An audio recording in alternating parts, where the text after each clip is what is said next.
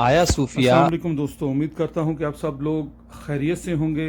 दोस्तों, आजकल जो आया सूफिया का बहुत ज़्यादा चर्चा चल रहा है, सोचा उसकी हिस्ट्री के बारे में आपको थोड़ा बताते चलें कि आया सूफिया की पहले हैसियत क्या थी, अब हैसियत क्या है, और आज इंशाल्लाह उसमें जुम्मा मुबारक पढ़ने जा रहा है। उसके बारे में तफसील से आप इस वीडियो में जान सकते हैं। तो आइए देखते हैं आज की ये वीडियो आया सूफिया के बारे में। आया सूफिया मशरिकी आर्थोडॉक्स का साबका गिरजाघर था, जिसे 1453 ईस्वी में फतेह कुस्तुनतुनिया के बाद उस्मानी तुर्कों ने मस्जिद में तब्दील कर दिया था। सन 1935 ईस्वी में मुस्तफ़ा कमाल पाशा ने आया सूफिया की ये हैसियत ख़त्म करके इसे अजायब घर बना दिया था। आया सूफिया तुर्की के शहर इस्तंबुल में वाक़ है और तारीख़ आलम की अजीम तरीन इमारतों में इसका शुमार किया जाता है। आया सूफिया सुल्तान मोहम्मद फातेह के हाथों फतेह कुस्तुनतुनिया होने तक मसीहियों का दूसरा बड़ा मजहबी मरकज रहा है। तकरीबन 5वीं सदी ईस्वी से मसीही दुनिया दो बड़ी सल्तनतों में तकसीम हो गई थी।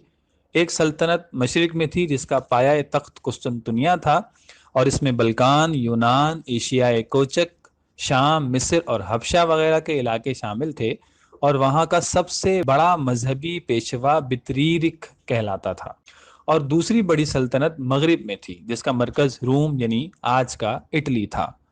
यूरोप का बेशतर इलाका इसी के जेर निगरानी था, और यहाँ का मजहबी पेशवा पॉप या पापा कहलाता है। इन दोनों सल्तनतों में हमेशा सियासी इख्तलाफात के अलावा मजहबी और फ़िरका वाराना इख्तलाफात जारी रहे, जारी थे, जारी रहेंगे और जारी हैं। मगरबी सल्तनत जिसका मरकज रोम था वो रोमन कैथोलिक कलीसा फ़िरके की थी, और मशरकी सल्तनत आर्थोडॉक्स कलीसा के फ़िरके की थी। आया सूफिया का ये चर्च आर्थोडॉक्स कलीसा का आलमी मरकज कहलाता था। इस चर्च का सरबरा जो बितरीरिक या पैट्रियार्क कहलाता था, इसी में मुकीम था। लिहाजा निस्फ मसीही दुनिया इस कलीसा को अपनी मुकद्दस तरीन इबादतगाह शुमार करती थी। आया सूफिया इस लिहाज से भी अहम था कि वो रोम के कैथोलिक कलीसा के मुकाबले में ज़्यादा कदीम था। उसकी बुनियाद 3री सदी ईस्वी में उसी रूमी बादशाह कुस्तुनतीन ने डाली थी जो रोम का पहला ईसाई बादशाह था, जिसके नाम पर उस शहर का नाम बेजंतिया से कुस्तुनतुनिया रखा गया था। तकरीबन 1000 साल तक ये इमारत और कलीसा पूरे आलम ईसाइयत के मजहबी और रूहानी मरकज के तौर पर इस्तेमाल होती रही थी। मसीहियों का अकीदा बन चुका था कि ये कलीसा कभी इनके कब्जे से नहीं निकलेगा। इससे इनकी मजहबी और कल्बी लगाव यह आलम था कि अब भी आर्थोडॉक्स कलीसा का सरबराह अपने नाम के साथ सरबराहे कलीसाए कुस्तुनतुनिया लिखता आया है। कुस्तुनतीन ने इस जगह 360 ईस्वी में एक लकड़ी का बना हुआ कलीसा तामीर किया था। 6ठी सदी में ये कलीसा जल गया तो इसी जगह कैसर जिस्टेनियन अव्वल जो था उसने सन 532 ईस्वी में इसे पुख्ता तामीर करना शुरू किया, और इसकी तामीर 5 साल 10 महीने में मुकम्मल हुई। 10,000 मजदूरों ने इसकी तामीर में हिस्सा लिया और इस पर तकरीबन आज के 10 लाख पाउंड खर्च आया था। इसकी तामीर में कैसर ने दुनिया के मुतनव्वे संगे मरमर इस्तेमाल किए। तामीर में दुनिया के ख़ास मसाले जो संगे मरमर को लगाने में इस्तेमाल होते थे वो इस्तेमाल किए गए। दुनिया भर के कलीसाओं ने इसकी तामीर में बहुत से नजराने पेश किए, और रिवायत है कि जब जिस्टेनियन अव्वल इसकी तकमील के बाद पहली बार इसमें दाखिल हुआ तो उसने कहा माअज़ल्लाह सुम्मा माअज़ल्लाह, उसने कहा कि सुलेमान यानी सुलेमान नबी अलैहिस्सलाम मैं तुम पर सबकत ले गया, जो कि इंतहाई गुस्ताखाना और तकब्बुराना जुमला था।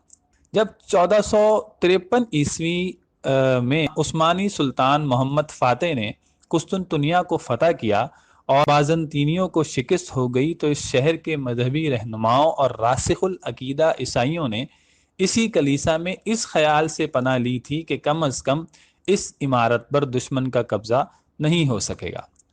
मशहूर अंग्रेज़ मौर्रिख एडवर्ड गिबन मंजर कशी करते हुए लिखता है कि गिरजा की तमाम ज़मीनी और बालाई गैलरियाँ बापों, शोहरों, औरतों, बच्चों, पादरियों, राहिबों और कवारी नन्नों की भीड़ से भर गई थीं।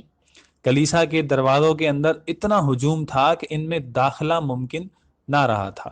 یہ سب لوگ اس مقدس گنبد کے سائے میں تحفظ تلاش کر رہے تھے، جسے وہ زمانہ دراز سے ایک ملائے اعلیٰ کی لاہوتی عمارت سمجھتے آئے تھے۔ یہ سب ایک افترا اور ایک وہم تھا، جس کی وجہ سے ان کو یہ جھوٹی بشارت کہیں سے سنائی دی گئی تھی، اور یہ ان کا اس عمارت میں داخل ہونا صرف اس وجہ سے تھا کہ ان کے ہاں ایک جھوٹی بشارت معروف تھی کہ جب کوئی دشمن ان پر حملہ کرے گا تو وہ اس عمارت کے تحت آ جائیں گے، اور اگر وہ دشمن حملہ کرتے ہوئے اس عمارت کے اندر آئے گا تو آسمان سے ایک فرشتہ ہاتھ میں تلوار لیے نازل ہوگا، اور اس آسمانی ہتھیار کے ذریعے سلطنت ایک ایسے غریب آدمی کے حوالے کر دے گا جو اس وقت اس ستون کے پاس بیٹھا ہوگا، اور وہ دشمن کی فوج کو تہو تیک کر دے گا۔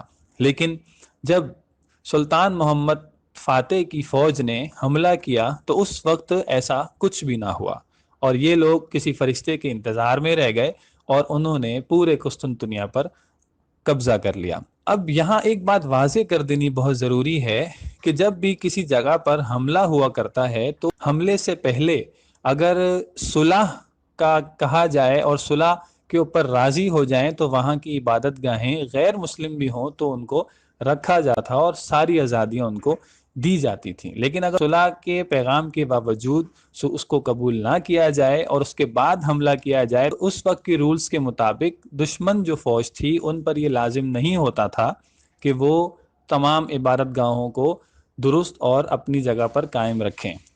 تو انہوں نے سلطان محمد فاتح کی صلح کے پیغام کو قبول نہ کیا، اس کے بعد پھر جو ہے وہ حملہ ہوا، تو اس وجہ سے سلطان محمد فاتح اس عمارت کو بحیثیت کلیسا قائم رکھنے کے پابند نہ تھے۔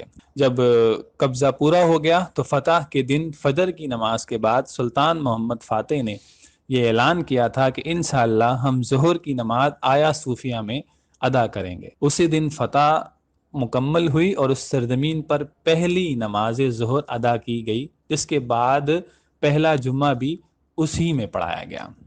یہ بات ہم آپ کو پہلے بتا چکے کہ آیا صوفیہ کی عمارت قسطنطنیہ کی فتح کے بعد مسجد بنا دی گئی تھی۔ یہ مسجد تقریباً 481 سال تک مسجد رہی، لیکن پھر مصطفیٰ کمال اتا ترک جب ترکی کا صدر بنا تو اس نے اس مسجد میں نماز بند کر کے اسے میوزیم کا یعنی عجائب گھر یا نمائش گاہ کی حیثیت دے دی اور مسجد کو بند کر دیا گیا۔ پھر 31 مئی سن 2014 عیسوی کو ترکی کی نوجوانان اناطولیہ نامی ایک تنظیم نے مسجد کے میدان میں فجر کی نماز پڑھنے کی مہم چلائی، جو آیا صوفیہ کو واپس مسجد بنانے کے مطالبے پر مبنی تھی۔ اس تنظیم کا کہنا تھا انہوں نے 1.5 کروڑ لوگوں کی تائیدی دستخط کو جمع کیا ہے، لیکن اس وقت کے وزیر اعظم کے مشیر نے بیان دیا کہ ابھی آیا صوفیہ کو مسجد میں بحال کرنے کا حکومت کا کوئی ارادہ نہیں ہے۔